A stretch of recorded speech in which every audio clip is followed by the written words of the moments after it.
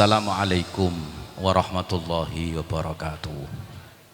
Bismillah, alhamdulillah, assalatu wassalamu ala rasulillah Sayyidina wa maulana Muhammad ibn Abdillah wa ala alihi wa ashabihi wa mawalah wa ba'dah. Yang senantiasa kita muliakan pemateri yang berkenan hadir pada kesempatan sore hari ini. Yang pertama yaitu Bapak Dr. Haji Abdul Hakam. Yang kedua adalah Ibu Hajjah Faridah, yang sama-sama kita hormati pengurus cabang Fatayat Nahdlatul Ulama Kabupaten Kudus, dan juga para peserta, sahabat-sahabat hadirat yang semoga dirahmati oleh Allah.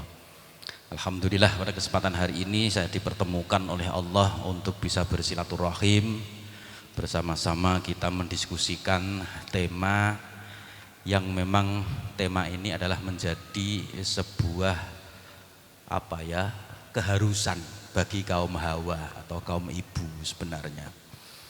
Baik, akan saya coba untuk menyampaikan apa yang selama ini saya pahami dalam konteks keilmuan agama tentunya, terkait tentang parenting dan segala hal yang terkait dengannya.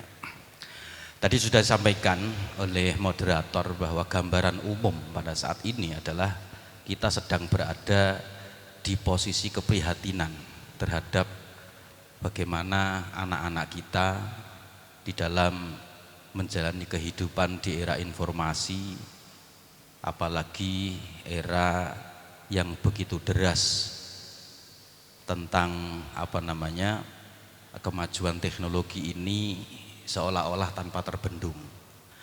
Nah, tentunya hal ini memunculkan keprihatinan masing-masing orang tua, termasuk saya pribadi juga mengalami hal yang sama dengan para hadirat, mungkin juga para bapak ibu yang hadir di sini, bahwa memang ini adalah sebuah keniscayaan yang tidak bisa kita menutup mata, bahwa sedikit banyak kemajuan-kemajuan teknologi ini akan berdampak kepada generasi, entah itu dampak positif atau dampak negatif. Maka di sana ketika Al-Quran menggambarkan pertanyaan yang disampaikan oleh para sahabat terkait tentang perjudian dan minum-minuman keras pada saat masa awal-awal Islam, itu Allah memfirmankan lewat baginda Nabi Muhammad SAW, Qul fihima ismun kabirun wa manafi'u linnas wa ismuhuma akbaru min naf'ihima. Ini tentunya segala sesuatu digambarkan oleh Allah itu memiliki hal yang positif, juga memiliki hal yang negatif. Akan tetapi dalam kasus minum-minuman keras dan perjudian, di sana digambarkan oleh Allah wa ismuhuma akbaru min naf'ihima. Sisi negatifnya itu lebih besar daripada sisi positifnya. Nah, coba dengan ilustrasi yang seperti ini kita nanti akan bisa menggambarkan kira-kira bagaimana kemajuan teknologi dan informasi yang sedang kita hadapi bersama-sama ini nanti akan kita tilik dari sudut pandang sisi manfaat dan sisi mudarat atau sisi negatif dan sisi positifnya.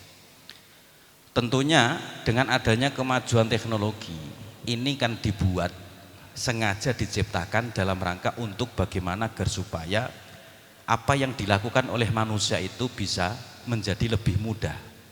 Berarti tujuan utamanya ini adalah untuk hal-hal yang positif.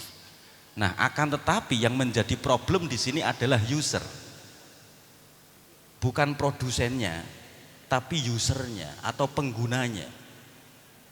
Nah, maka di sini kemudian bagaimana agar supaya kita, anak-anak kita selaku user atau pengguna ini memang memang betul bisa menjaga atau menjadikan alat telekomunikasi dan teknologi ini sebaik-baiknya agar supaya nilai-nilai manfaat ini akan bisa menjadi lebih dominan daripada nilai mafsadahnya.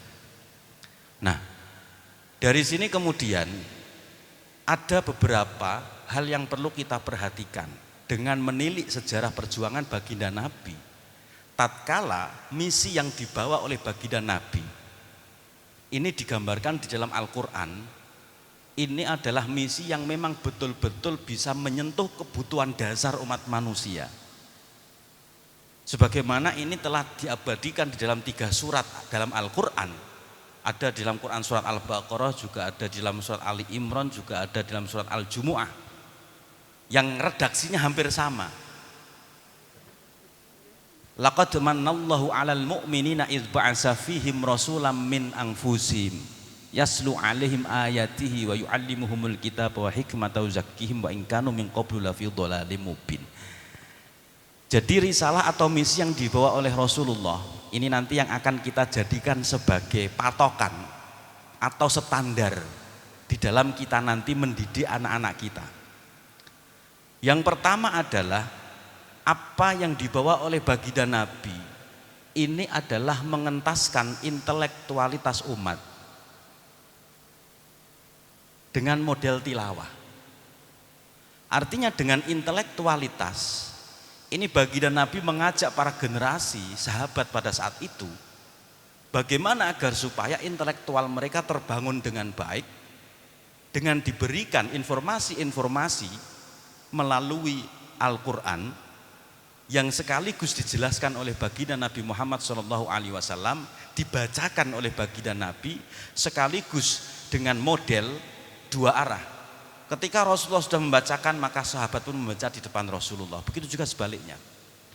Nah, hal ini ketika digambarkan membangun intelektualitas itu digambarkan oleh Al-Quran dengan model tilawah atau pembacaan.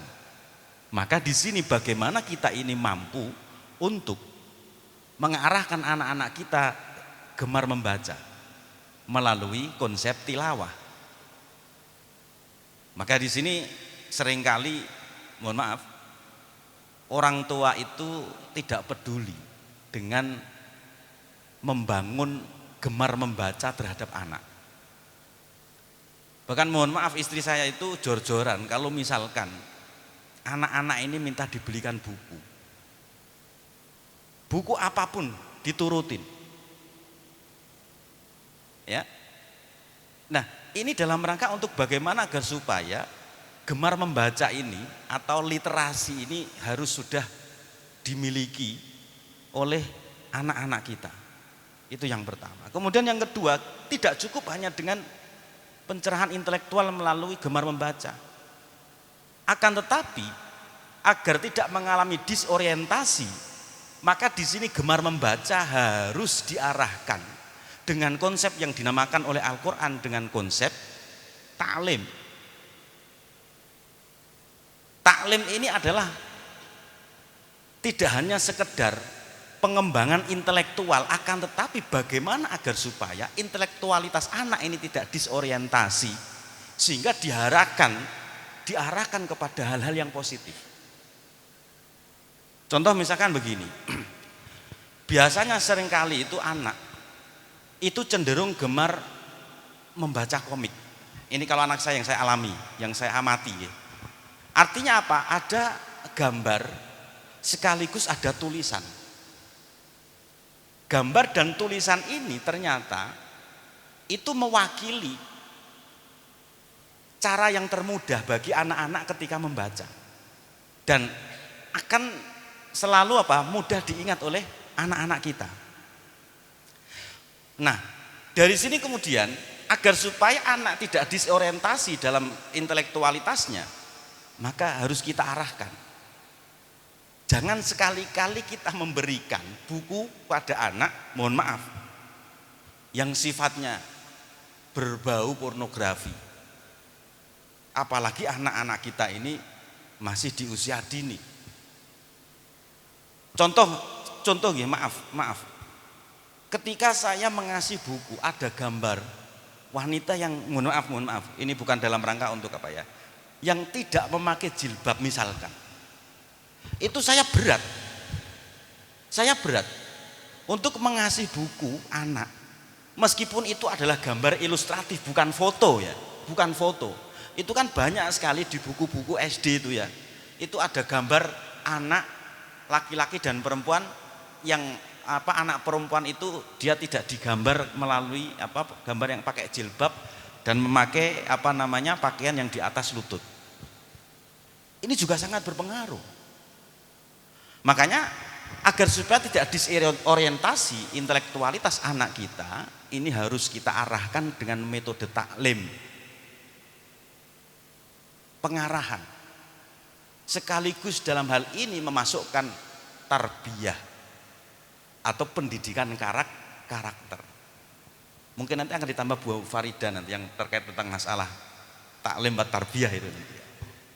Saya hanya memberikan bagaimana standar yang harus kita pegang untuk kemudian nanti kita jadikan sebagai landasan untuk melanjutkan bagaimana parenting itu harus kita lakukan. Kemudian yang ketiga,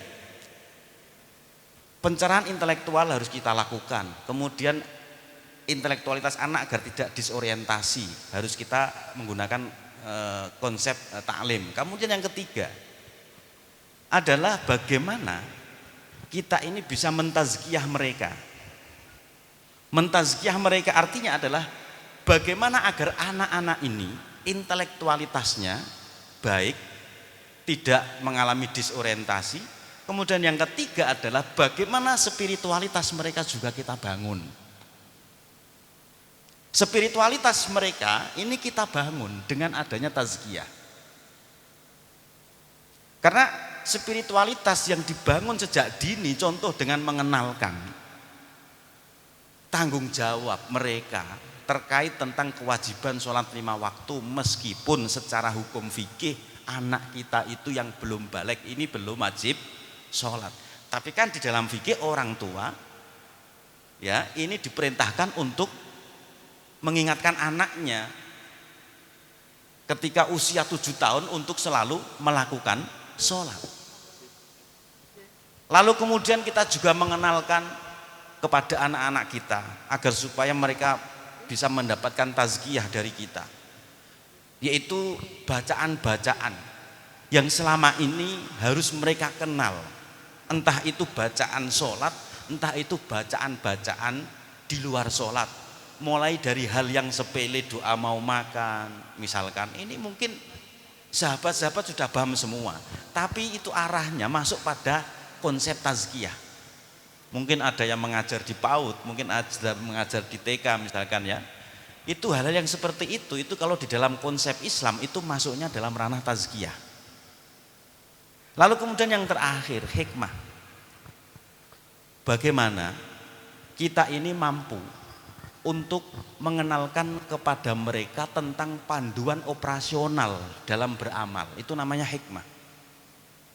Panduan operasional dalam beramal ini artinya adalah kita memberikan semacam kisi-kisi dan garis besar kepada anak-anak kita, bahwa ketika mereka melakukan aktivitas apapun, mereka itu tahu kalau hal ini itu sebenarnya baik, hal ini itu sebenarnya tidak baik, hal ini itu positif, hal ini itu tidak positif misalkan.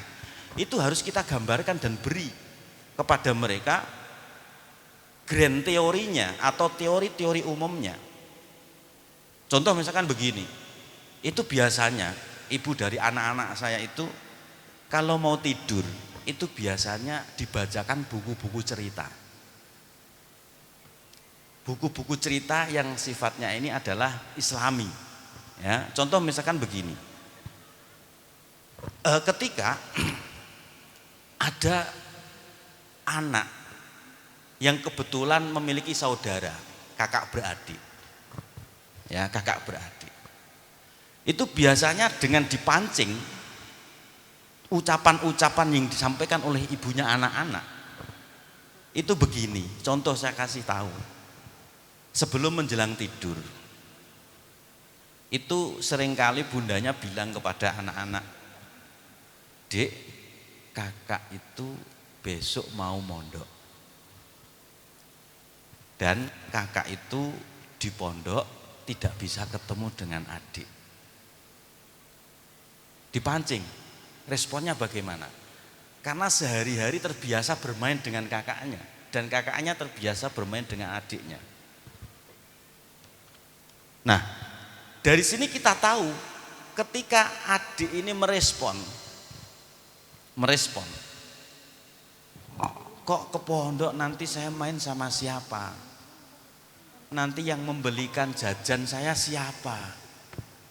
Lalu yang menemani saya siapa? Nah, dari rangsangan-rangsangan yang seperti ini, maka berarti kita sudah bisa menangkap adanya potensi seorang adik ini sudah muncul rasa merindukan kakaknya jika tidak ketemu kakaknya. Ini kan berarti di dalam hati anak ini sudah muncul rasa kasih sayang. Muncul rasa kasih sayang terhadap saudaranya. Dan ini nanti juga diharapkan agar bisa juga merembet kepada kasih sayang terhadap orang lain.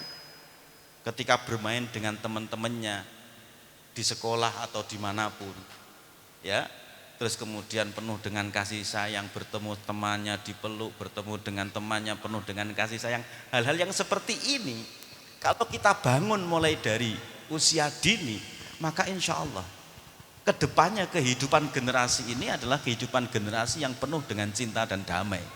Tidak seperti generasi-generasi yang sekarang ini sudah terpapar dengan pemahaman-pemahaman radikal.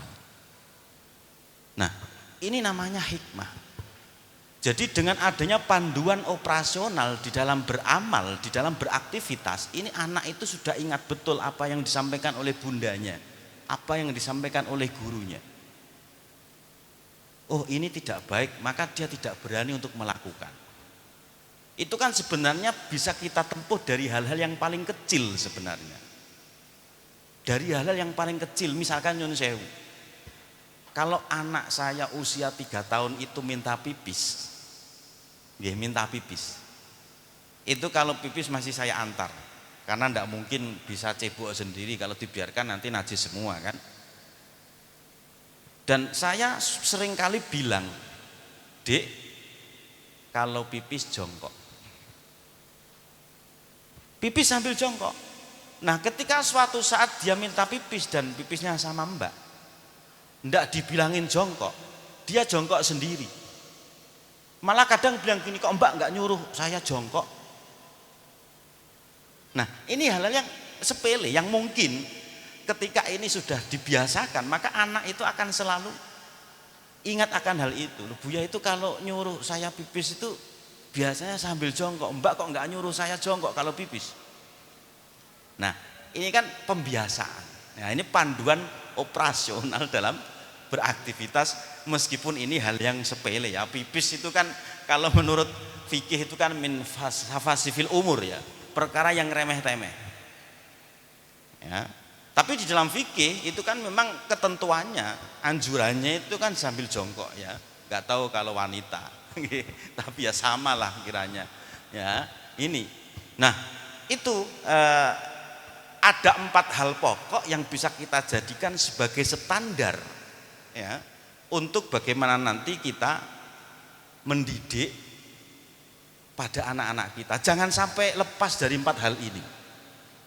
Adapun mengenai metodologi dan lain sebagainya, nah ini yang nanti akan kita bahas. Metodologi yang baik dan efektif dalam parenting itu bagaimana?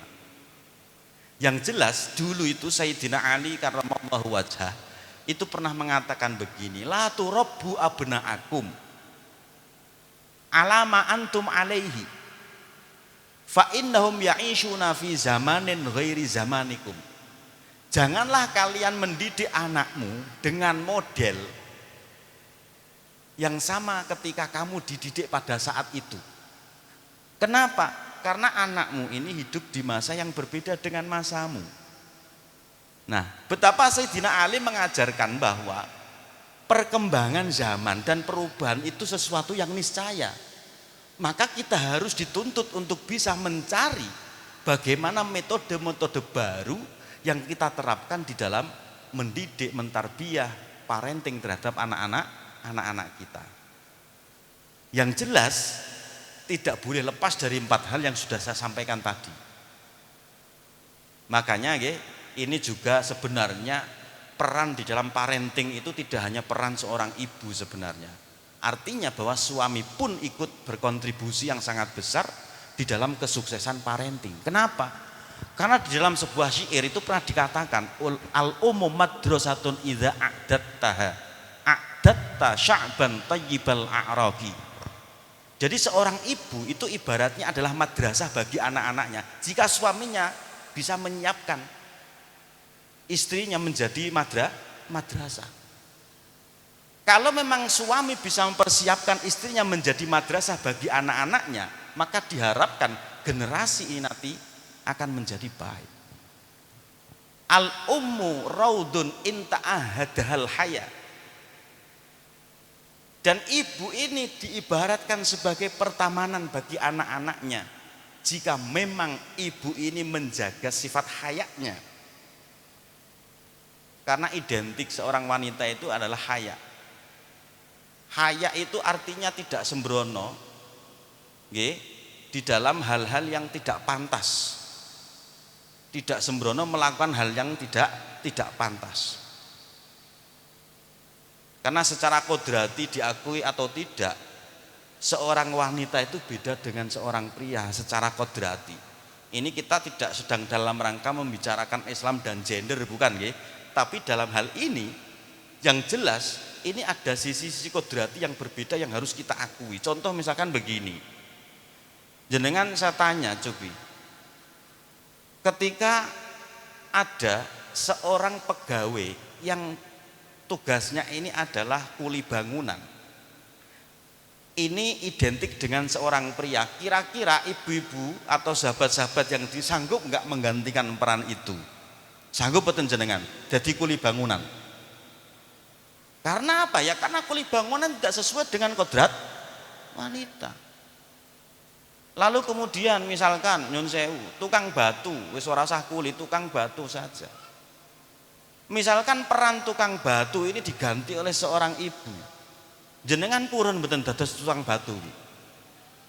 Sepakat tidak mau nggih? Maka di sini kemudian kita harus mengakui sisi kodrati yang berbeda dengan seorang pria. Makanya di sini kehidupan itu saling melengkapi. Suami istri ini saling melengkapi.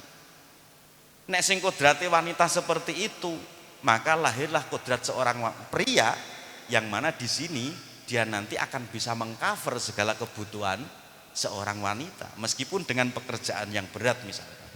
Tapi tidak mungkin lalu kemudian seorang wanita bisa mengcover kebutuhan pria dalam tanda kutip berperan sebagai orang yang memiliki pekerjaan sebagaimana pekerjaan yang tidak pantas untuk dilakukan oleh seorang wanita. Nah, maka di sini kemudian tugas dari seorang ibu itu tidak murni hanya ibu yang berdiri sendiri, akan tetapi seorang ayah atau suami ini punya peran yang sangat vital juga. Kemudian yang terakhir, al-ummu ustadzul asatidatil ula. Ibu itu adalah guru dari segala guru. Syaghalat ma'asiruhum madal afaqi, yang nantinya pengaruh dari seorang ibu itu akan memiliki efek jangka panjang. Maka kenapa anak itu lebih dekat dengan ibu? Kenapa anak itu lebih dekat dengan ibu daripada ayah? Ya digembol 9 tahun, 9 bulan. Disusoni 2 tahun, bagaimana tidak dekat dengan ibu? Makanya di sini kemudian monggo nanti kita cari tahu bersama-sama bagaimana kira-kira metode yang sangat efektif agar bisa memaksimalkan usaha-usaha kita mencetak generasi-generasi yang tangguh seperti tadi, yang tidak terkontaminasi dengan perkembangan zaman, tentunya terkontaminasi hal-hal yang negatif.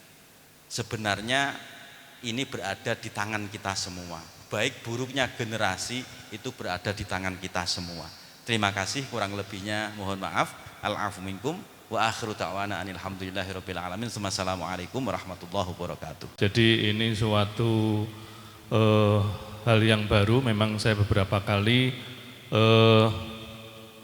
memberikan materi, tapi biasanya ke nakes atau tenaga kesehatan, biasanya ke bidan, perawat, dan beberapa momen di kedokteran atau di dokter. Alhamdulillah wa syukurillah, pada siang hari ini saya bisa mencoba menyampaikan tentang materi kesehatan dengan tema tadi, menyiapkan anak milenial berjiwa strong dalam milenial ini. Jadi apa yang kita harapkan pada sore hari ini adalah mendapatkan mindset yang berubah. Jadi selama ini saya pandang bahwa jamiah kita NU itu cenderung kurang mempersiapkan di bidang kesehatannya. Jadi ini saya berharap semuanya, adik-adik semua, ini adik saya semua kan ya, nggak ada yang lebih tua dari saya sudah di atas balita, bawah 50 tahun, jenengan kan masih balita, saya di atas balita. Jadi yang perlu kita perhatikan apa? Jadi saya mungkin bisa menanyakan sedikit, kira-kira dari adik-adik semua ini yang sudah menikah berapa? Yang sudah menikah boleh angkat kaki, angkat tangan. Ya, jadi separohnya sudah menikah, separuh lebih. Semuanya sudah menikah. Ada yang belum, ya, yang belum melune PPNU berarti ya. OTW.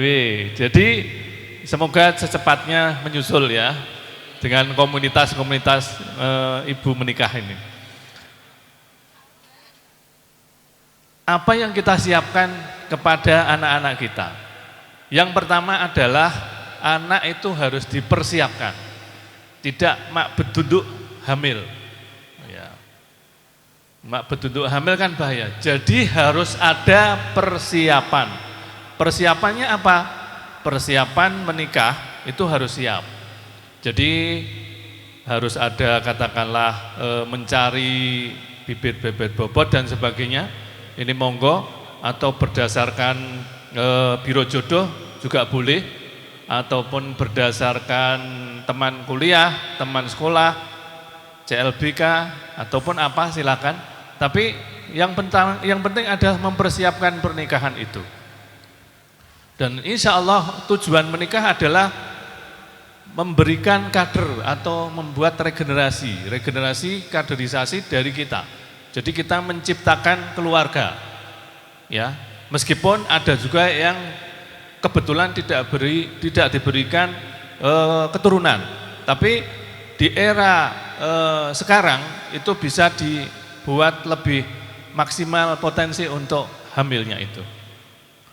Kemudian apa yang kita siapkan? Yang pertama, saya buka ke PNJ ya. Yang kita siapkan adalah yaitu tadi menikah. Kemudian apa? Kita dalam perjalanan menuju keluarga itu berharap harus mempunyai semacam komitmen terhadap suami kita, ya. Jadi komitmennya apa? Kira-kira sebelum menikah ditanya, Mas, jenengan pengen anak piro? Iya toh? Misalkan suaminya bilang, wes Dek, aku pengen anak 8. Mesti kan menolak semua, nggih? Jadi harus ada komitmen. Maka di negara-negara maju, komitmen tentang pernikahan itu sudah mulai dilakukan. Supaya apa? Supaya tidak memberatkan kepada ibu-ibunya. Jadi harus ada namanya semisal keluarga berencana. Berencana punya anak berapa? Mungkin berencana punya anak 2, berencana punya anak 10, monggo silahkan itu.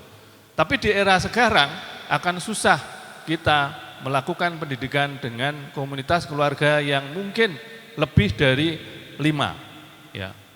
Meskipun juga ini semua rezeki memang Allah yang atur. Tapi ikhtiar itu paling penting dari saya. Menurut saya seperti itu. Kemudian setelah mempersiapkan keluarga tadi, ya, kan otomatis tadi persiapan kehamilan. Jadi kita persiapkan kehamilan dengan cara apa? Dengan cara melakukan pemeriksaan dulu. Jadi sebelum saya menikah dulu, ya mohon maaf ngomong jorok ya. Sebelum saya menikah dulu, saya tes, mohon maaf sekali, sperma saya. Apakah sperma saya itu berkualitas apa tidak? Ya. Karena apa? Problem mandul itu bukan mutlak milik dari istri. Jadi itu 50-50. Ya, bukan mutlak milik istri. Bukan. Jadi kalau mandul itu bukan yang salah, bukan istrinya. Bukan wanitanya. Dua-duanya bisa salah. Ya. Jadi saya tes, alhamdulillah waktu itu ya sudah cukup ya. Lebih dari 5 juta. Karena sperma yang normal itu lebih dari 5 juta. Dan inilah yang merupakan karunia Allah. Dari 5 juta lebih itu, kita ini yang hadir di sini, itu pemenangnya. 1/5 juta itu tadi. Jadi bersyukurlah. Dengan semua, kita semua itu menang lebih dari 5 juta. Jadi misalkan anak kita itu, katakanlah di ranking 10 besar ke atas, bahkan dulu ranking anak saya sempat 5 besar bawah. Saya bilang, kamu mas, itu dulu itu 1/5 juta kan juaranya. Oh iya pak, iya. Akhirnya memberikan semangat seperti itu. Jadi kehadiran kita di dunia itu berarti menyingkirkan lebih dari musuh kita 5 juta itu. Ini suatu yang harus kita syukuri. Ya. Kemudian kalau kita mau hamil harus mempersiapkan apa? Mempersiapkan 1000 hari pertama umur anak kita. Jadi mulai tek, wah kok wis telat ya. Setelah diteliti, wah kok positif ya. Hari itu kita harus mempersiapkan gizi kita. Harus searching, harus konsultasi ke bidan, ke dokter spesialis kandungan, kalau perlu ke dokter gizi. Kira-kira apa yang kita makan? Apa yang saya makan dok atau bu bidan supaya nanti janin saya itu bagus. Oh iya, monggo jenengan sering-sering di kampung sawah misalkan itu. Nah, sama suaminya, nah, supaya apa? Suaminya perso bahwa harus sering-sering ke kampung sawah. Misalkan. Kemudian setelah proses 3 bulan pertama, itu merupakan kunci dari kualitas bayi itu. Ya, kalau 3 bulan pertama, katakanlah peningkatan berat badan itu sesuai, itu akan sesuai nanti insya Allah itu akan lahirnya lebih bagus. Kemudian sudah melewati bulan ke-7, nah, katakanlah ini 3 bulan terakhir, ya 3 bulan terakhir, itu di situ kita harus bersiap-siap untuk nanti kira-kira ini mau melahirkan di mana. Mungkin ini yang masih ada yang hamil, nah, silahkan nanti dibahas di rumah, ingin melahirkan di mana? Di klinik Sri Kandi atau klinik Pratama atau di rumah sakit ya, silakan nanti disiapkan semuanya. Supaya apa? Mempersiapkan keuangannya. Makanya kami berharap promosi juga di sini. Semuanya Fatayat itu kalau bisa ikut BPJS. Supaya apa? Di Kudus ini 75% itu sudah OHC, maksudnya sudah terdaftar di BPJS. Yang 25% kami berharap tidak ada di sini. Kemudian setelah mau melahirkan dan sebagainya kita siapkan dan sebagainya. Nah, disinilah kunci bahwa kalau mau melahirkan itu sering-seringlah keramas. Ya.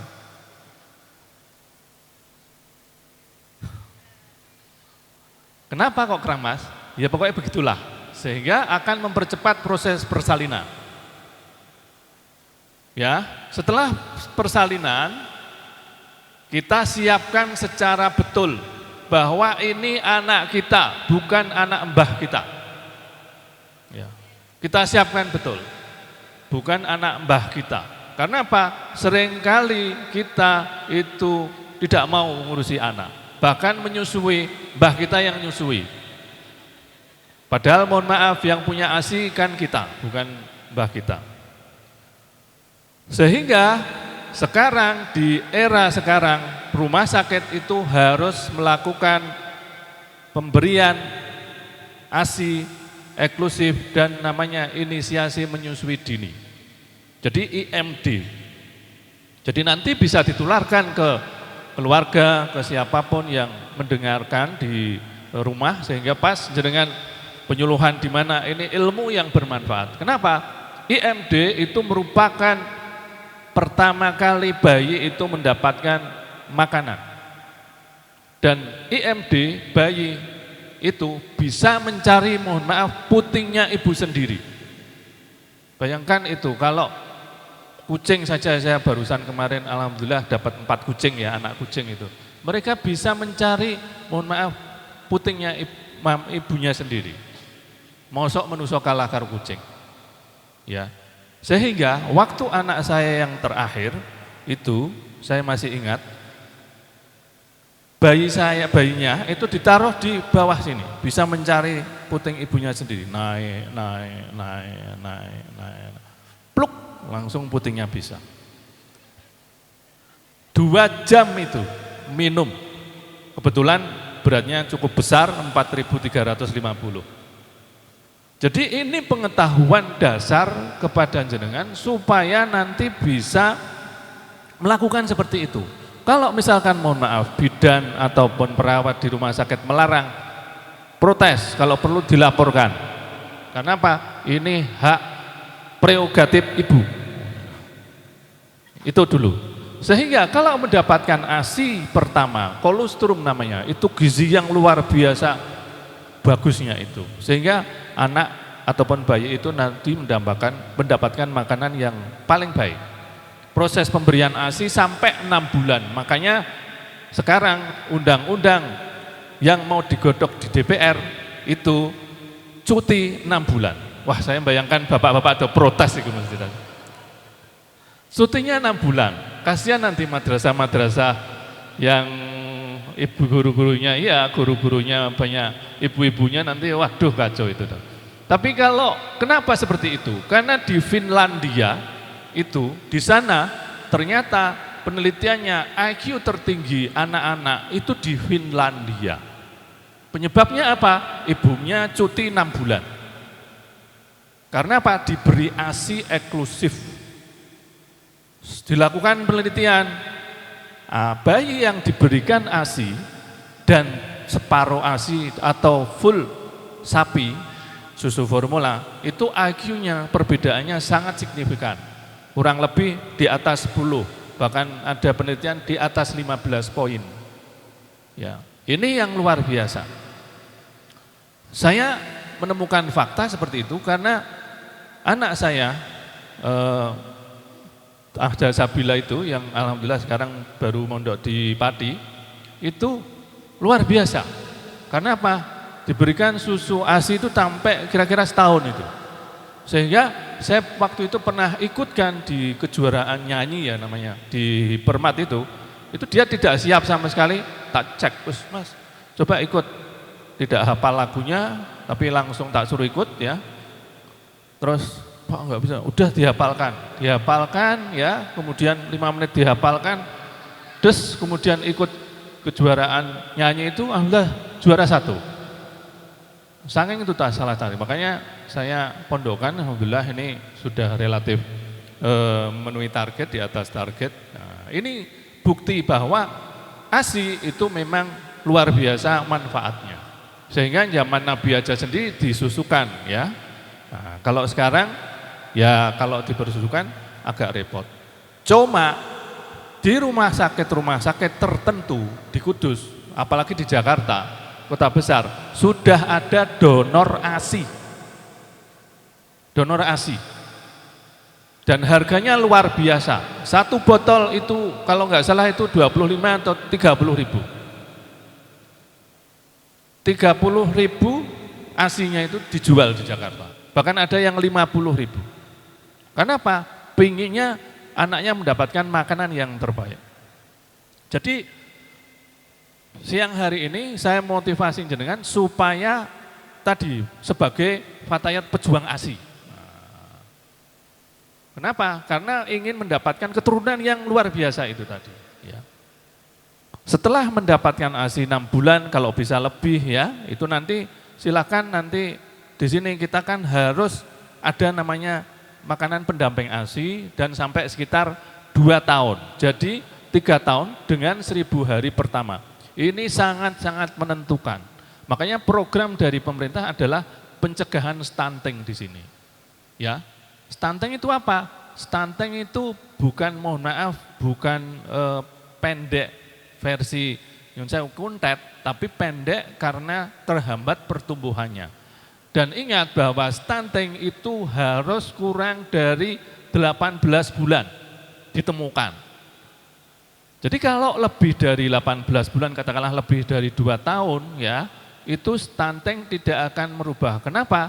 Karena otak atau mielinisasi atau pematangan otak itu tergantung umurnya. Kalau di atas 2 tahun, itu mbok diwenehi vitamin model apapun, AADHA dan sebagainya, tidak merubah nyun sewu neuron apa saraf-sarafnya itu. Tapi kalau kurang dari 2 tahun, itu bisa memperbaiki.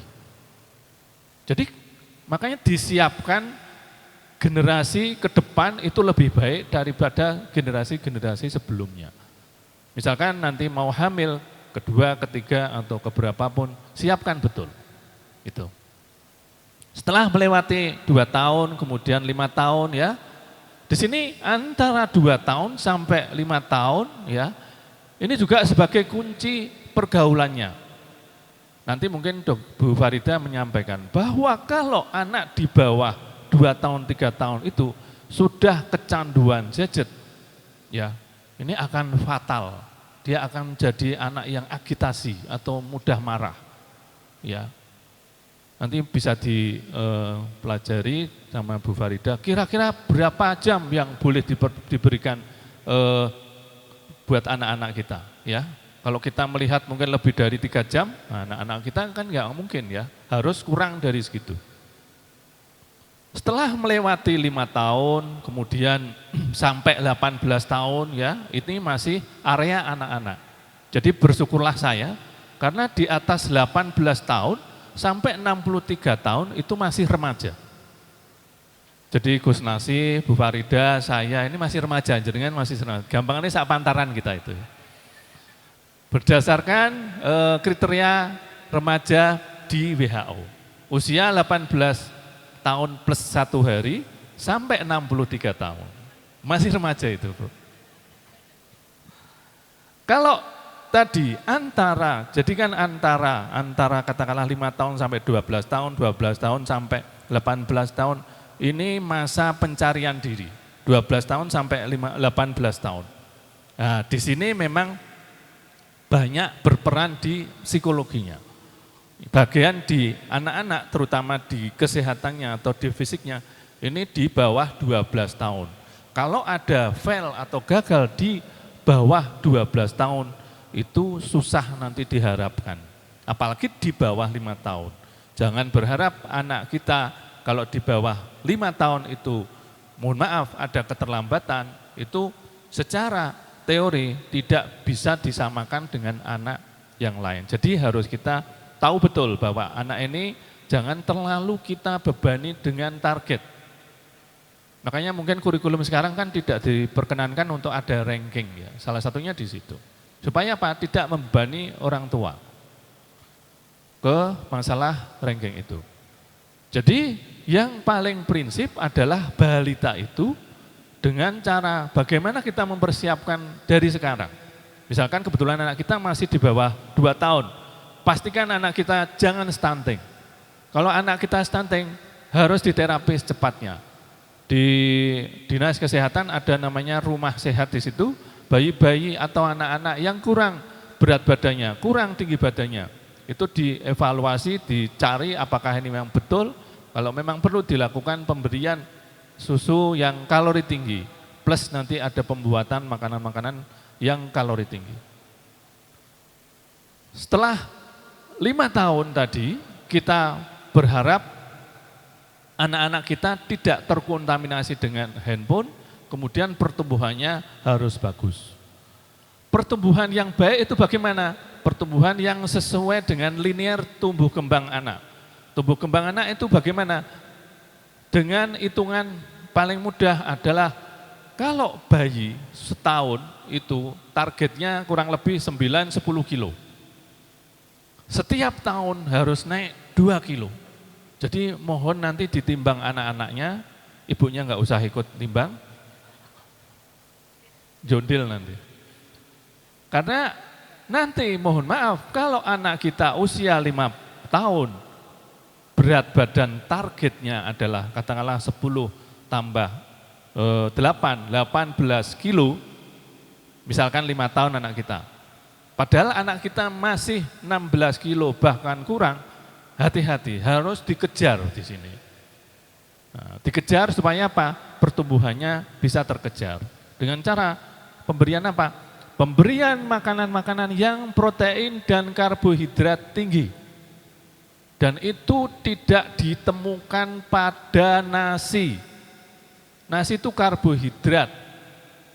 Ya, karbohidrat itu tidak tinggi kalorinya. Sehingga pemberian pola makan diet pada anak itu tidak wajib pada kesehatan loh ya. Nek mbah-mbah kita saya nggak tahu ya. Pada kesehatan tidak wajib diberi nasi. Berilah lauk.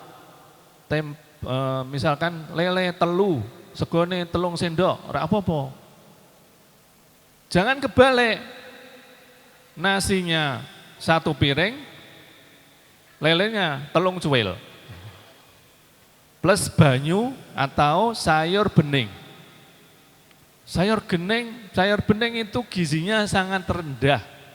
Harus apa? Dikasih opor, gulai, lodeh, tongseng. Jangan kebalik. Yang anak-anak dikasih sayur bening, orang tua makame gulai karo opor. Sing wong tua tambah bobote, anak-anaknya tambah langsing. Nah, ini kesalahan-kesalahan mendasar yang ada di Nyun Sewu negara kita, bukan NU tok, ya. Sehingga apa? Sehingga kita berharap dengan adanya perubahan mindset di sore hari ini, merubah jenengan menyampaikan misi kita sebagai pejuang fatayat, pejuang kesehatan fatayat, untuk memberikan ilmu kepada masyarakat sekitarnya, kepada nenek-nenek kita, kepada sekitar kita. Ini akan lebih baik nanti anak-anak kita itu tumbuhnya lebih bagus. Kalau perkembangan itu saya yakin kalau dia usia 1 tahun, 2 tahun dia sudah bisa ngomong, sudah bisa bicara, sudah bisa lari-lari dan sebagainya. Insya Allah itu sekitar 95 anak itu dia perkembangannya baik. Problem yang ada di kita adalah pertumbuhannya. Dia tidak tumbuh berat badannya. Dia stagnan. Tambah setahun, tambahnya cuma 1 kilo. Anak wis 5 tahun, tambah 1 kilo tok. Enggak kurang 5 kilo tadi. Akhirnya terjadi akumulasi minus tadi. Sehingga rugi, sehingga anak-anak kita mungkin di SD ataupun MI masih kira-kira podo. Tapi nanti nak wes kuliah, anak kita, anakku sebelumnya kok termasuk golongan pendek misalkan itu. Itu dari awal kita tahunya itu setelah mungkin kuliah dan sebagainya. Apalagi dibandingkan kalau di kuliah dan heterogen di situ ada mungkin orang-orang yang nonis ya, itu di sana pasti fisiknya besar-besar. Secara garis besar seperti itu, apa yang kita siapkan secara fisik pada anak-anak kita. Jadi di bawah 2 tahun, mielinisasi atau mematangkan otak itu wajib kita jaga. Meskipun sudah melakukan pemeriksaan di terdekat, misalkan di bidan atau vaskes pertama, tapi ingat, ini ilmu yang harus kita pegang bahwa pertumbuhan harus sesuai dengan tumbuh dari anak itu tadi. Jadi kalau misalkan ke fasilitas kesehatan, mohon maaf dari tenaga kesehatan bilang, Mboten napa-napa Bu, niki biasa kok. Mboten naik niku wis biasa, mangke nggih naik-naik dhewe. Itu hanya menyenangkan kenjenengan. Tapi saya nggak seneng itu. Kenapa? Karena terganggu nanti tumbuh kembangnya itu. Ya, jadi berharap supaya nanti teman-teman di tenaga kesehatan itu jangan ada kata-kata yang menenangkan dalam arti boten nopo-nopo tumbuhnya. Kalau masalah sakit, yang lain mungkin bisa kita ngendikan ke sana. Tapi kalau tumbuhnya, kalau memang ketemu, ini kok gak naik setahun atau setengah tahun gak naik sekilo, ya ini harus kita kejar ini. Harus kita edukasi secara betul. Ini tugas dari jenengan, mungkin di antara teman-teman sahabat Fatayat ini ada yang di tenaga kesehatan, monggo dimulai dari kita nanti kalau memang perlu dilakukan screening. Supaya apa? Supaya screening tentang stunting di wilayah kita itu akan lebih turun secara drastis. Karena apa? Karena stunting di Kudus ini istiqomah, tidak naik-naik terus, tidak turun-turun terus. Sehingga kita berharap dengan adanya pertemuan ini angka stunting tadi bisa tereliminir seminimal mungkin. Mungkin itu yang bisa saya sampaikan. Mohon maaf kalau ada kata-kata yang kurang berkenan. Waalaikumsalam. Assalamualaikum warahmatullahi wabarakatuh. 1, 2, 3, 4, 5. Bisa dipercepat? Baru tangan kanan ini, nanti tangan dua-duanya bisa apa enggak? 1, 2, 3, 4, 5. 1, 2, 3, 4, 5. 1, 5, 3, 4, 2. Kemeng enggak? Lumayan ya. Nah, itu bisa sahabat-sahabat latihkan, bisa tangan kiri, tangan kanan, karena selama ini kita sudah lelah mejet HP, hampir kita tidak menggunakan psikomotorik kita, kan kayak gitu ya. Terima kasih, hebat untuk kita semuanya, karena temanya memang perempuan hebat untuk mencetak generasi yang hebat. Nah, terima kasih Gus Nasih dan Dr. Hakam yang telah memberikan materi kepada kita semuanya. Materi saya ada di sini dan tadi juga sudah saya share di grup.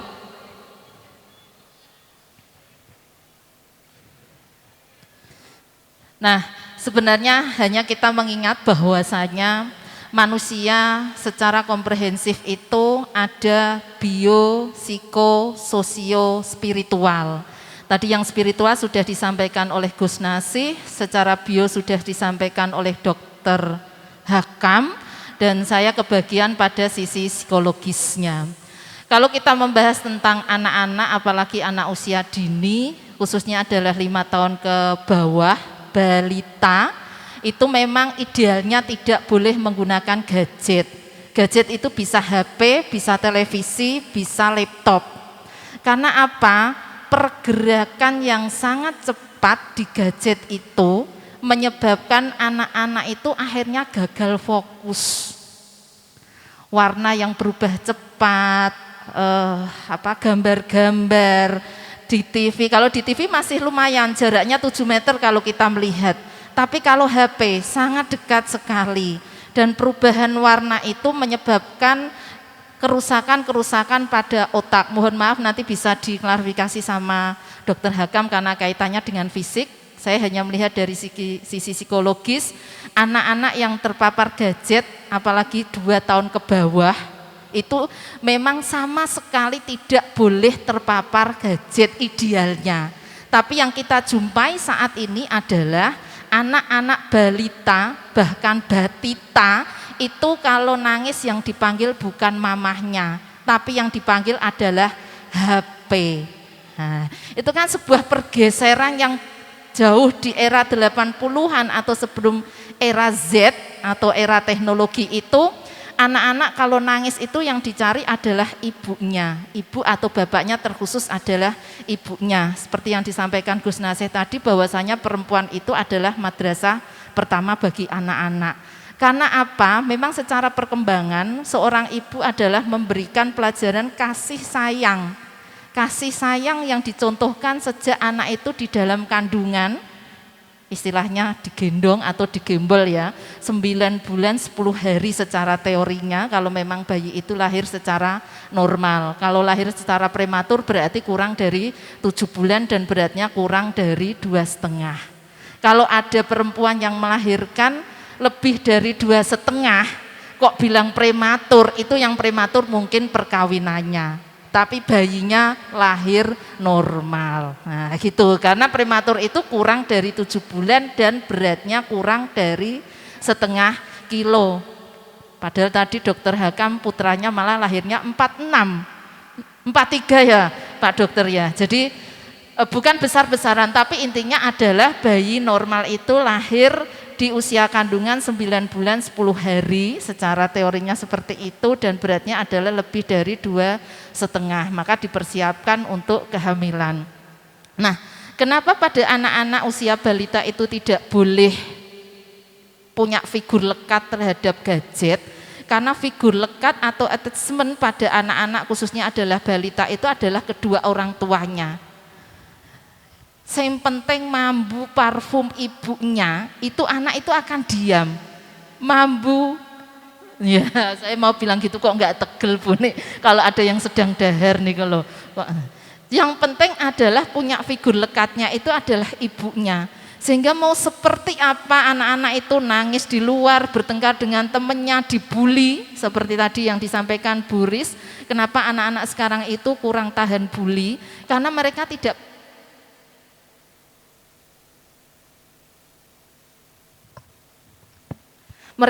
punya figur lekat. Karena apa? Tidak dipungkiri sekarang ini banyak perempuan yang ada di ranah publik. Maka memang kita tunggu ketika perempuan habis melahirkan itu bisa memberikan ASI 6 bulan biar anak itu merasa nyaman hanya dengan ibunya. Tapi ketika ibunya itu 1-2 bulan setelah melahirkan itu kerja, akhirnya figur lekat anak itu berganti-ganti.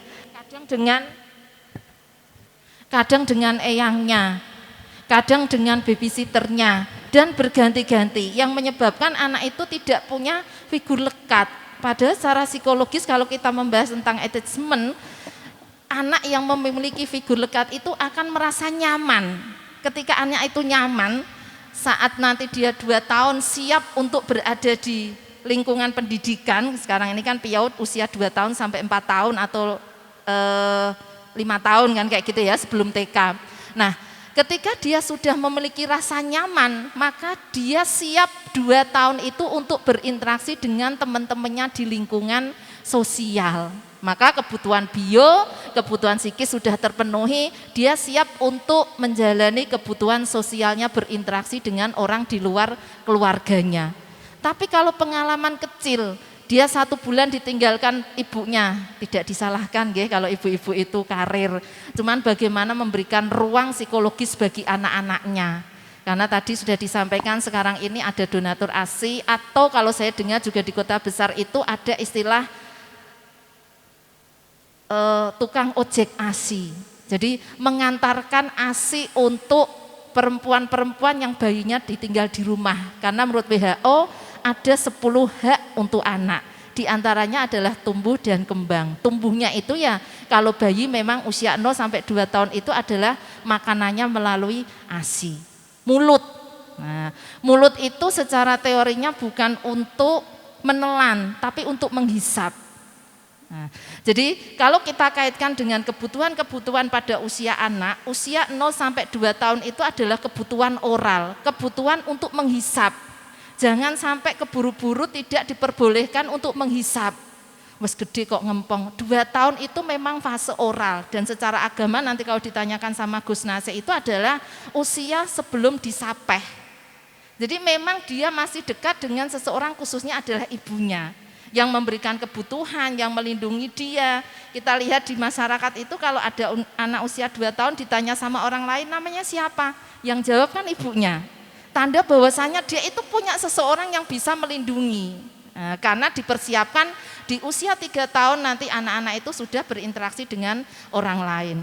Yang kedua adalah tadi juga disinggung bahwasanya di dalam pendidikan agama itu tidak hanya membaca, tidak hanya tilawah, tidak hanya hikmah, tidak hanya operasional atau tazkiyah, ada 4 hal tadi yang disampaikan oleh Gus Nasih, bahwasanya apa yang dilakukan oleh anak-anak itu butuh praktek. Maka di usia 3 tahun anak-anak itu adalah fase anal, fase anus maksudnya, bukan saru loh ya ini bahasnya. Fase anal itu teorinya adalah anak itu mulai latihan untuk mengendalikan nafsu.